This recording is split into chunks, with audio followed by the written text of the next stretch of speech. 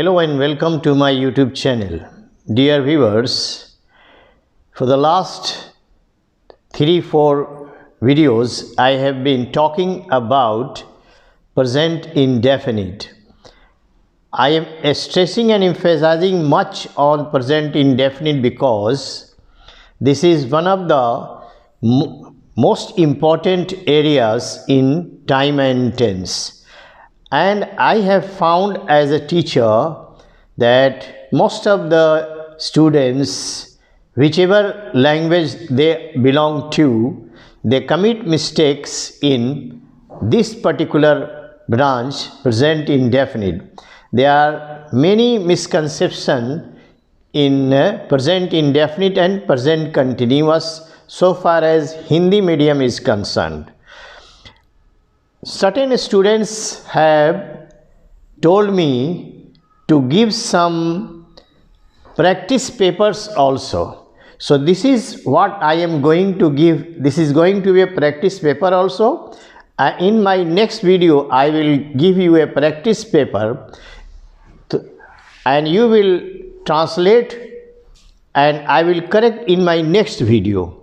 So let me clarify first of all that, and I am teaching this with direct method of teaching, with substitutional table. Now, the use of present indefinite by direct method substitutional table number 1, and this is part 4 in present time and tense. Now, I must make you clear where the mistake is always committed by students. There is great difference between जाता हूँ और जा रहा हूँ में, बहुत फ़र्क है. आती हूँ और आ रही हूँ में फ़र्क है. खेलते हैं और खेल रहे हैं में फ़र्क है. आप यहाँ पर ठीक से समझें. हिंदी में, इंग्लिश में सबसे पहले सब्जेक्ट, उसके बाद वर्ब, उसके बाद ऑब्जेक्ट. यहाँ पर जाता हूँ तो हूँ से या है से या हैं से हम गलतफहमी में आते हैं कि इज़ आर एम होगा, जबकि ऐसा नहीं है. आई ईट, ये ईट अकेला खाता हूँ का मीनिंग देता है.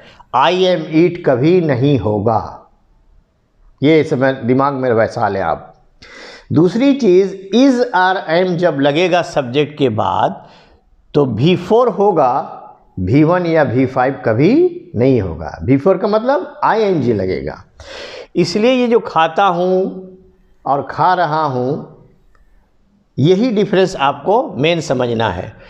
तो अब आप प्रैक्टिस कैसे करेंगे, मैं उसी को पढ़ के यहाँ बता रहा हूँ. ये एक प्रैक्टिस पेपर है आपके लिए डायरेक्ट मेथड ऑफ टीचिंग से. ट्रांसलेशन मेथड से एक दिन में अगर आप 10 ट्रांसलेशन बनाते हैं तो एक दिन में 10 ही ट्रांसलेशन जनरली इंसान बनाता है, एक होमवर्क देता है. लेकिन ट्रांसलेशन मेथड्स के अपने लाकुनाज हैं, अपनी लिमिटेशंस है. लेकिन डायरेक्ट मेथड ऑफ टीचिंग से जो ग्रामर पढ़ाई जाती है उसमें बहुत फास्ट आप सीखेंगे. आप देखें यहाँ पर, आई ईट मैं खाता हूँ, आई ड्रिंक मैं पीता हूँ, आई राइट मैं लिखता हूँ, आई रीड मैं पढ़ता हूँ, आई प्ले मैं खेलता हूँ, आई सिंग मैं गाता हूँ, आई चूज़ मैं चुनता हूँ. अब ये आई से अभी आप इधर आगे ना बढ़ें प्रैक्टिस करने में. इसको आप घर पर बोलेंगे भी और जैसे बोलेंगे वैसे कॉपी में आप नोट करेंगे तो 2 प्रैक्टिस हो जाएगा. एक बोलने आ जाएगा और आपके दिमाग में ये बात आ जाएगी कि आई ईट का मतलब खाता हूँ होता है, इसमें आई एम इज़ की कोई ज़रूरत नहीं है. तो आप देखें यहाँ पर आई से हमने इतने सारे सेंटेंस बोले, 3 और 3 6 और 1 7, 3 3 6 1 7, आई को 7 मरतबा और ये 7 सब्जेक्ट्स हैं. तो 7 × 7 ये 7 सते 49 सेंटेंस बनते हैं. अगर एक स्टूडेंट 49 बार इसको बोलेगा तो उसके दिमाग में बैठ जाएगा कि सब्जेक्ट प्लस V1 ही होगा. अगर ये सारे सब्जेक्ट हैं, यानी आई हो, वी हो, यू हो, दे हो और प्लूरल नाउन हो, ये प्लूरल नाउन के एग्जाम्पल्स हैं. सब्जेक्ट 2 हिस्से में बटा है. एक ग्रुप में ये है, एक ग्रुप में ये सब सब्जेक्ट आते हैं। तो इस ग्रुप के सब्जेक्ट के साथ हमेशा V1 ही होगा, इसमें और कोई चेंज हम नहीं लगाएंगे।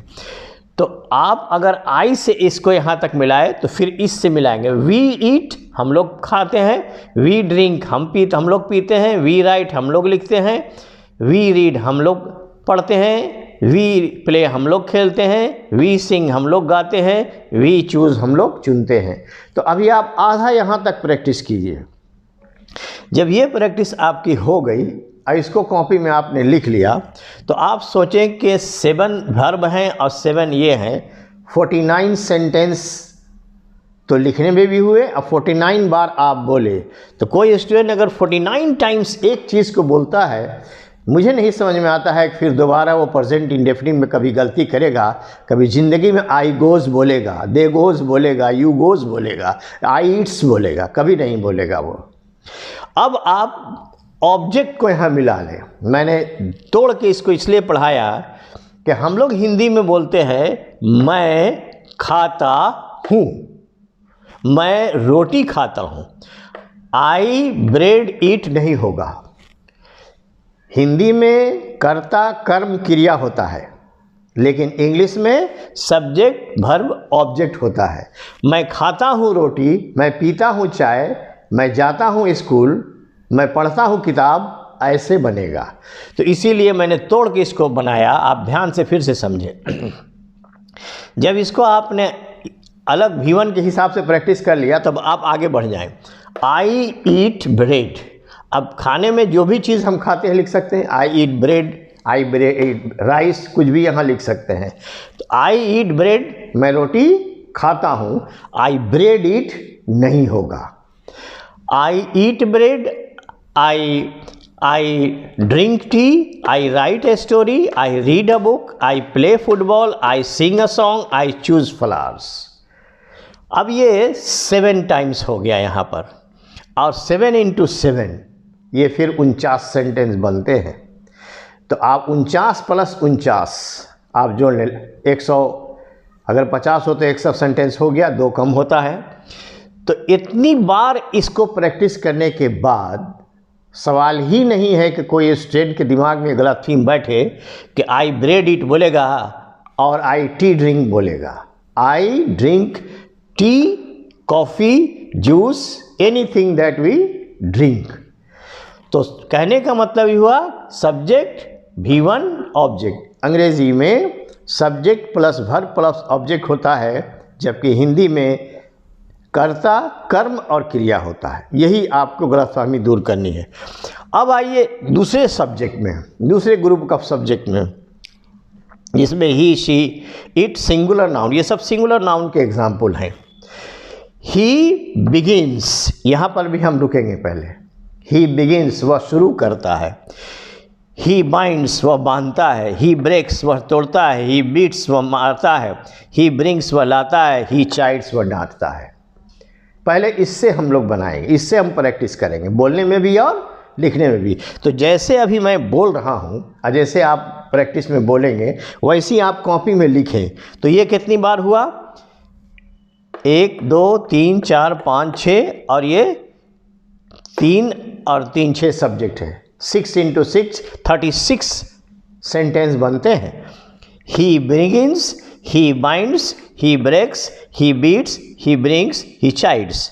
फिर शी से, शी बिगिंस, वह शुरू करती है। शी बाइंड्स, वह बांधती है। शी ब्रेक्स, वह तोड़ती है। शी बीट्स, वह मारती है। शी ब्रिंग्स, वह लाती है। शी चाइड्स, वह डांटती है। 36 सेंटेंस बन रहे हैं। तो इसको जैसे आप बोल के प्रैक्टिस करेंगे वैसे ही आप कॉपी पर नोट करेंगे। हमेशा के लिए दिमाग में रजिस्टर्ड हो जाएगा। प्रेजेंट इंडेफिनिट में कभी आप गलती नहीं करेंगे। अब इसको करने के बाद, जैसे यहाँ पर हम सेकंड स्टेज में अपना ऑब्जेक्ट मिलाए थे, ठीक अब आप ऑब्जेक्ट मिलाएंगे। He begins the work. The work की जगह पर कुछ भी काम हो सकता है। He begins the work, he binds the bundle, he breaks the chair, he beats the dog, he brings a glass of water, he chides the children। अब ये 6 हो गया, और 6 × 6 36, 72 सेंटेंस इसमें, और 49 प्लस 49 इसमें, आप समझ लें कि कितने सेंटेंस हो गए, जोड़ ले आप। तो अगर आप इसको, जो हम ये कुछ स्टूडेंट्स ने प्रैक्टिस पेपर मांगा था, मैंने ये बहुत अच्छा पेपर बना के आप दे रहे हैं डायरेक्ट मेथड ऑफ टीचिंग से। अगले वीडियो में हम आपको ट्रांसलेशन मेथड से पढ़ाएंगे और देंगे, तो आप ट्रांसलेट करेंगे उसको और फिर हम नेक्स्ट वीडियो में उसको हम करेक्ट ट्रांसलेट कर देंगे, फिर आपको एक्सप्लेन करेंगे। तो आई होप कि ये हमने बहुत बढ़िया से क्लियर करने की कोशिश किया है। I hope you will be greatly benefited. You must practice this and I think this difference, कि जाता हूँ और जा रहा हूँ का डिफरेंस आपको समझ में आ गया होगा। Dear viewers, you must practice it by speaking also or by writing also. Like, share and subscribe my channel. Thank you so much indeed.